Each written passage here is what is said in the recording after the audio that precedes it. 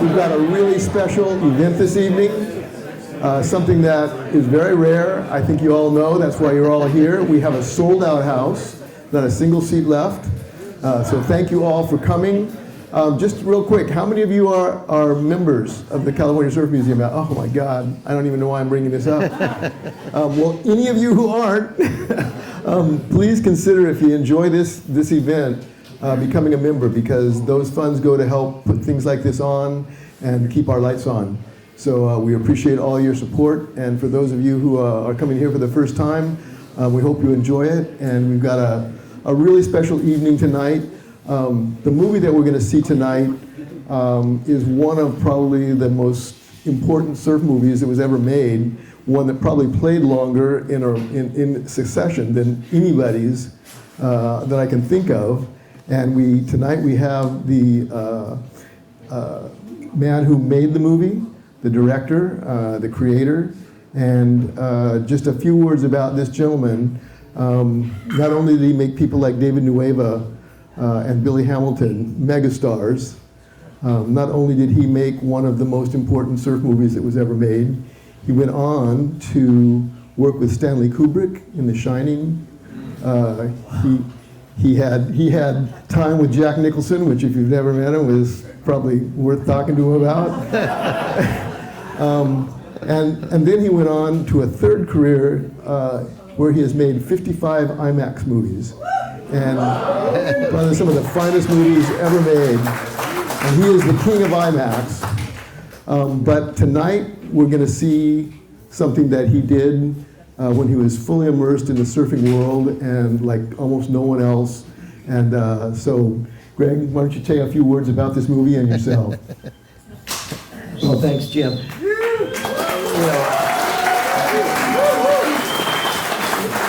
Well, it's a delight to be here. I live in Laguna Beach, just up the road. It's only about 35 minutes from here, which made it nice. But I have to leave before the movie is over.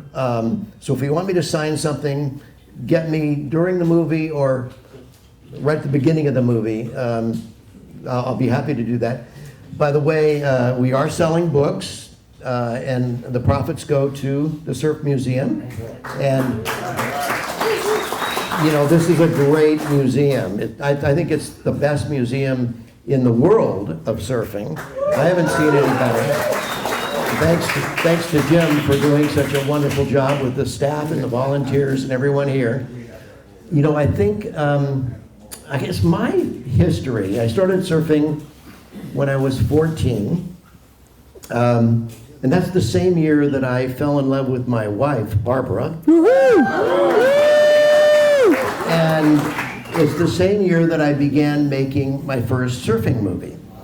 Now that movie was called A Cool Wave of Color. I made it all the way through high school time and my freshman year at the University of California at Santa Barbara, where the surf, I went there because the surf was really good up there. And I had a pass to the ranch. And because my uncle was mayor up in Santa Barbara, and he says, "Oh yeah, I'll get you a pass there, no problem." And he did. And so we would go in there and shoot movies there and call it somewhere else in the world. And a lot of people made lengthy trips to Carmel looking for rights and lefts. I'm sorry, folks, if you did that. But that was my first movie, Cool Wave of Color. And then I spent the year showing that film, dropped out of college, spent a year showing that film, and then making my second movie, which was called The Performers. And it starred Rich Chew and Mark Martinson, who just passed away, and Bob Liemacher, who's still skiing up in Aspen every day. And then the third film, I went back to school, went back to Santa Barbara, and got to know this guy, Jim Freeman. And he was making films at the same time. He lived in Santa Ana, he went to Loma Linda University, and we really enjoyed each other's company. He was really good at the technical side of filmmaking, and so I knew I could learn stuff that I didn't know, because way back then, there were only 3 film schools in the world, And to get into them, you had to go to LA or New York, and I didn't want to live in either place. So I wanted to live in either Santa Barbara or Laguna. And so I had to learn from books and from other people, like Jim. And so Jim and I teamed up, and we thought we had the brilliant idea of making a film in South America. We went down there to make a surfing film down there, spent 6 months shooting, and then went to Hawaii and finished the film. And that was called Free and Easy. And it was really light years ahead of anything that I'd done before. We pushed each other in a friendly way and became more creative than we ever expected to become. And it was a joy. You know, the two of us were like brothers. He was my best friend.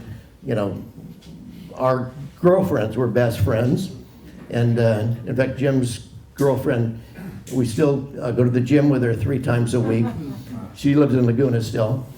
Unfortunately, you know, we went on and made films together. We did 5 summer stories. We did Hollywood films, Jonathan Livingston Seagull, Big Wednesday, The Shining, The Towering Inferno, all kinds of films up there in Hollywood. And then we did our first IMAX film called To Fly. And it came out for the bicentennial in 1976 and showed at the Air and Space Museum, brand new facility in Washington, D.C., and became a huge success.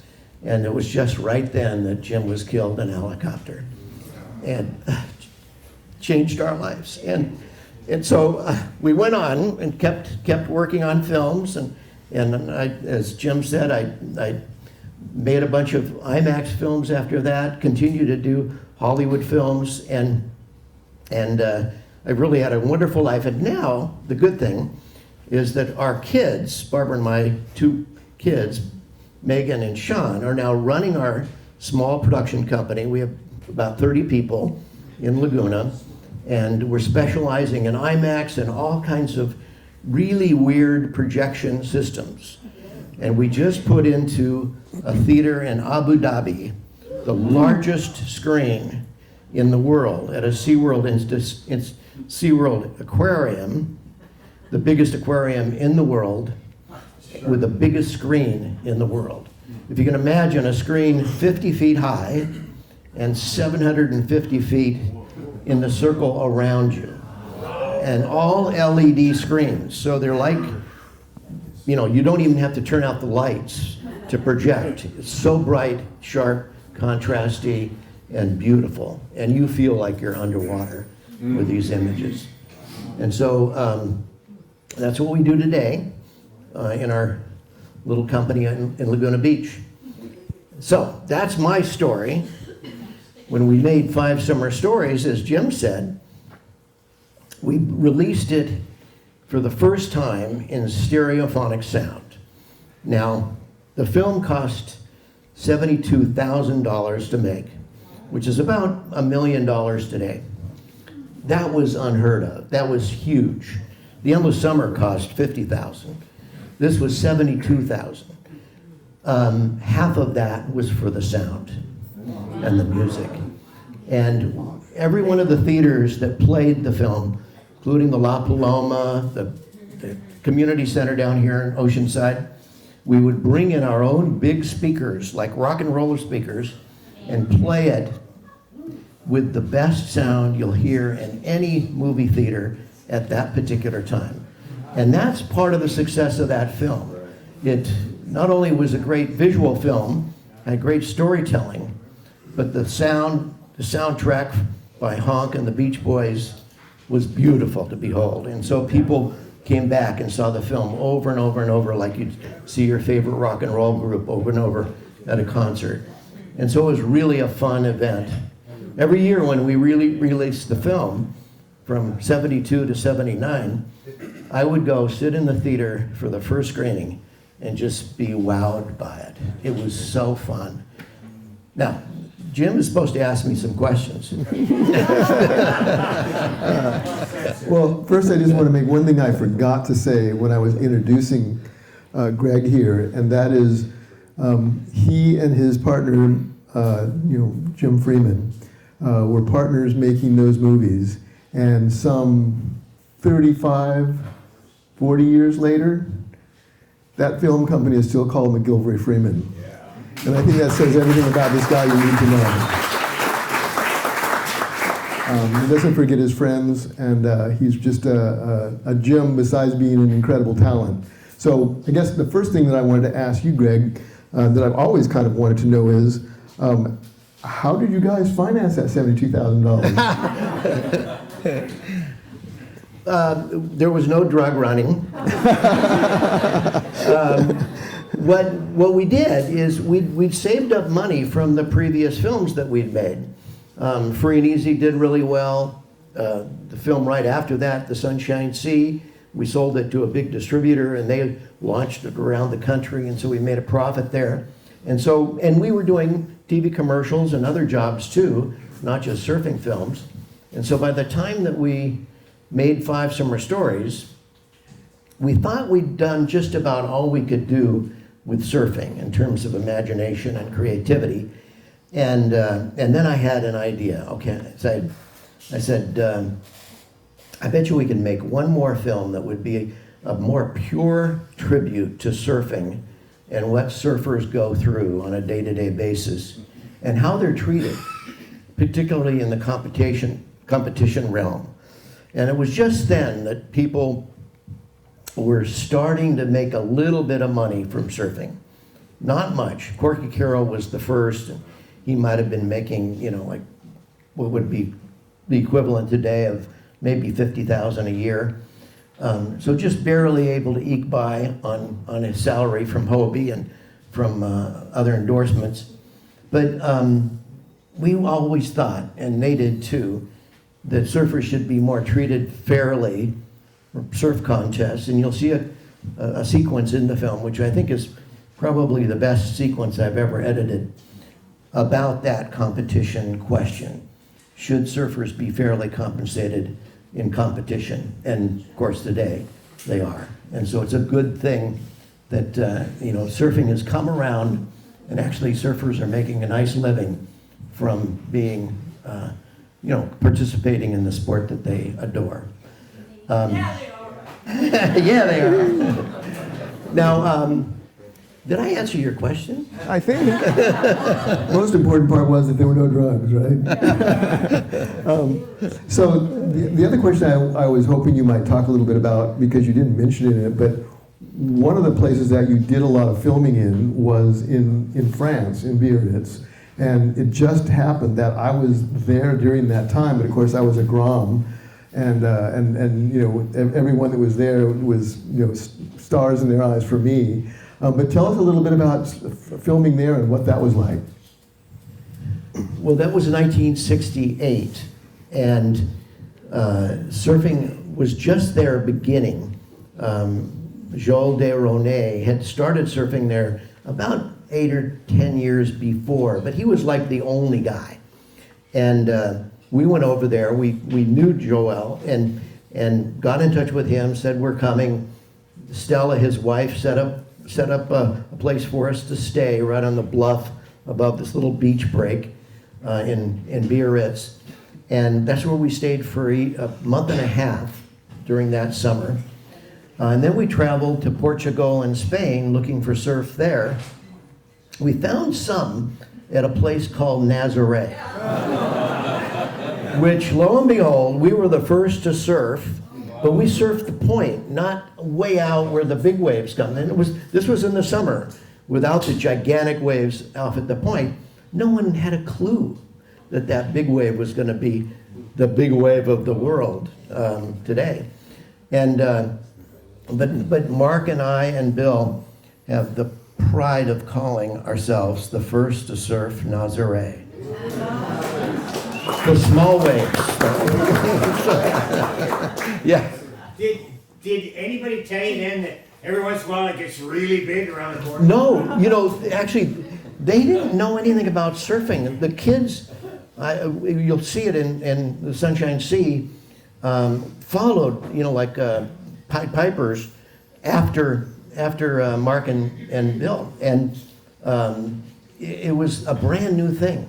And the fishermen, they all dragged their boats and then rowed out through the surf much like Dorman, in Australia or Newport, and caught their fish and then came back in on the beach. They didn't have their harbor then. Now they've got a harbor down the way, and of course the big surf off the point.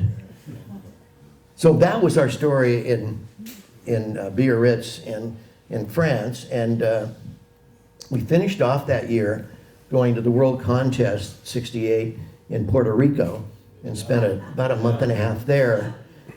Living next door to us was my good friend Nat Young, Wayne Litch, and Paul Witzig, who were making the film Evolution, a film which was revolutionary at the time, showed shortboarding in a new way. Our film was more kind of storytelling and less hard-edged surfing.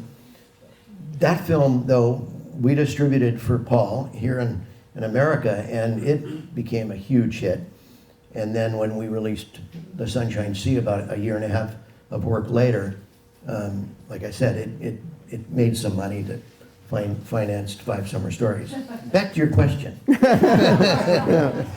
You asked a question. Does anyone else have a question out there in the audience they'd like to ask? You may not have a chance later. Sure. How can you get together? Well, How did you? how did you bring the music together is what he was asking.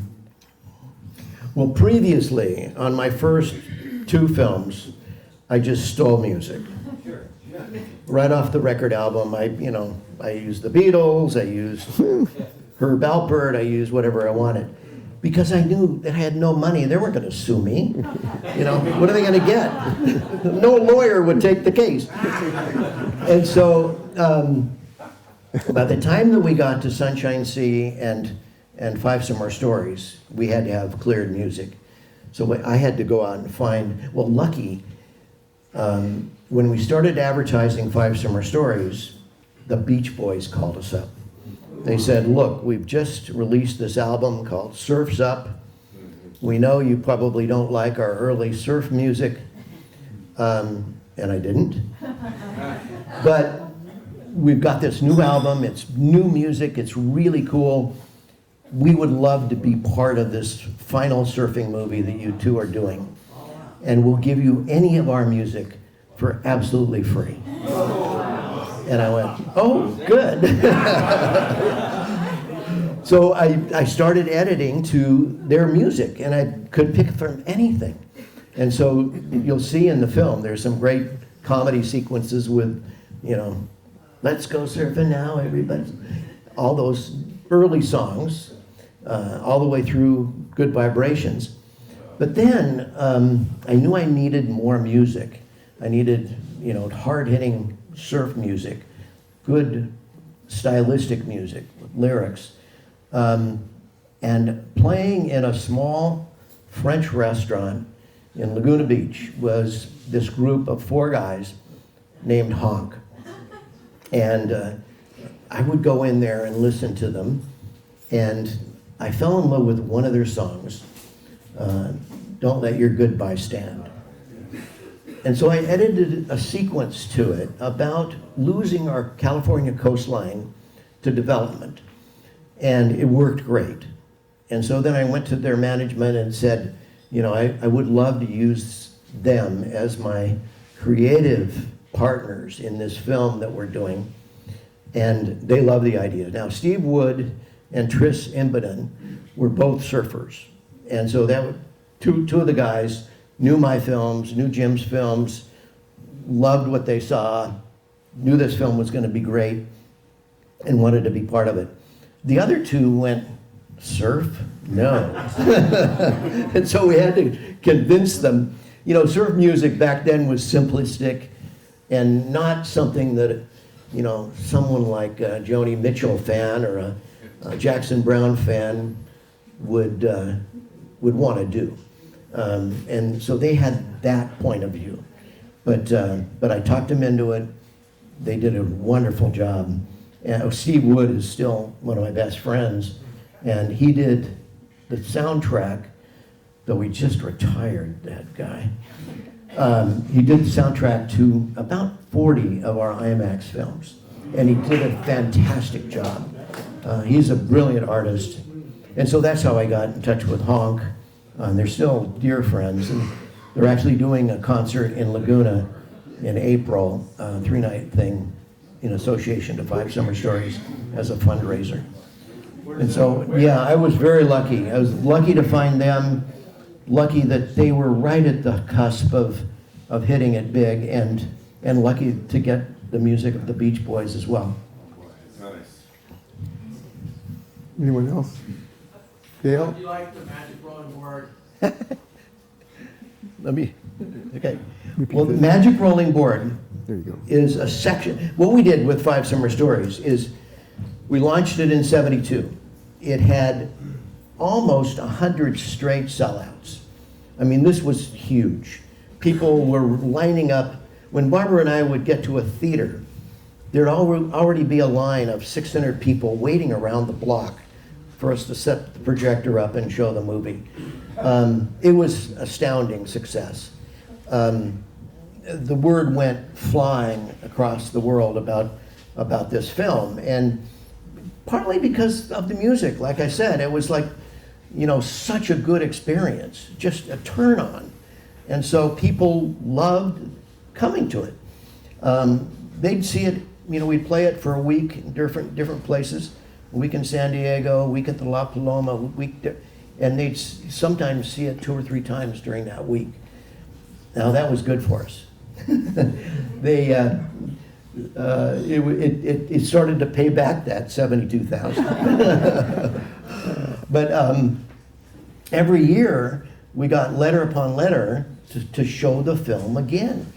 And Bill Bennett, our distribution manager, would come into me and go, "Greg, we've got to play it again." I go, "People don't want to see it again." He goes, "Yes, they do." And so I would say, "Okay, let's try to add a new sequence, and we'll take out some of the stuff that may be a little bit stale." And so I'd re-edit the film, spend 2 or 3 days re-editing, and then somehow filming a new sequence.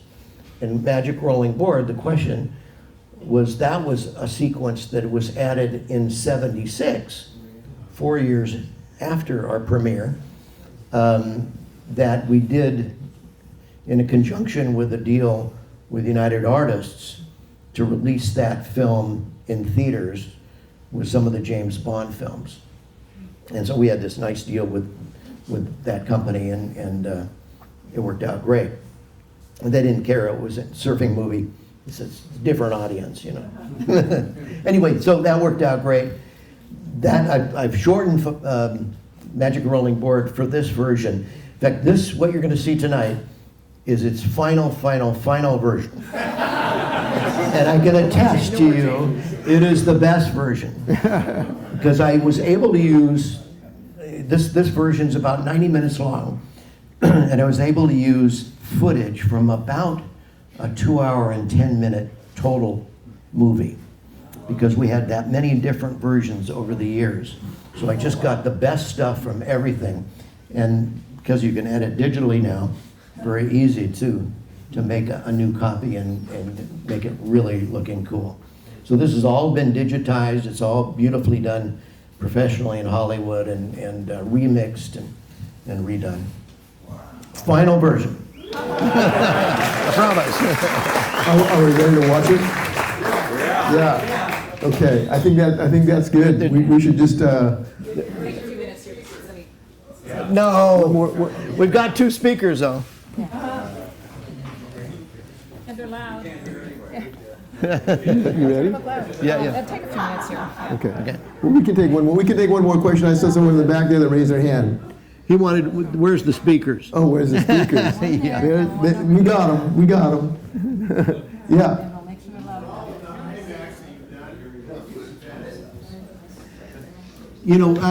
We didn't invent IMAX. The system was invented by 3 filmmakers from Canada. And they were very close friends of mine. They've all passed away already. But they and our company more or less pushed the IMAX system from that first film, To Fly, that we made for the Air and Space Museum, to today. We're still pushing the IMAX medium. And now they've just released the most amazing digital projector ever made. The best digital projector anyone has ever come up with. And it's an IMAX projector that is just exquisite. It looks better than film. And it's an amazing process. But a bunch of engineers, their company is about 1,000 people strong. Ours is only about 30. But we've partnered over the years in countless projects, about 40 different projects. And so IMAX, I wish I brought some film, you can see. The negative was gigantic, 10 times the size of regular Hollywood movies. 35 millimeter. The image, when projected with this $2 million projector on a screen 7 stories high, was like you were there.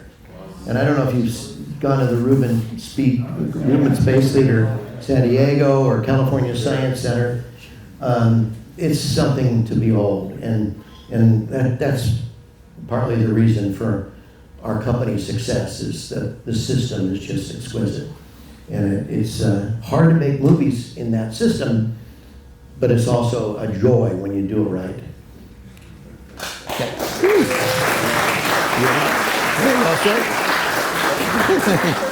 Oh, you want to hit the lights? So, ladies and gentlemen, here it is, 5 summer stories plus 20. That's what it's about. You're seeing the best of the best.